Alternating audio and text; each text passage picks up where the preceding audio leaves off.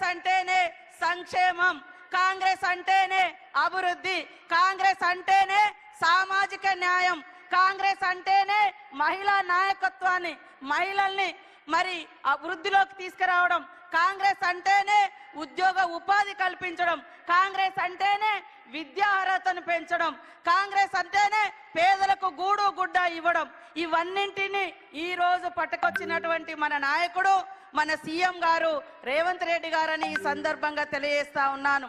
నిన్నటి దాకా మనం తెలంగాణ వస్తే ఇంటింటికో ఉద్యోగం అని రంగుల ప్రపంచాన్ని చూపించినటువంటి బీఆర్ఎస్ 10 ఏళ్లలో ఎన్ని ఉద్యోగాలు వచ్చినాయంటే మొత్తం 84,000 ఉద్యోగాలు కూడా రాలే.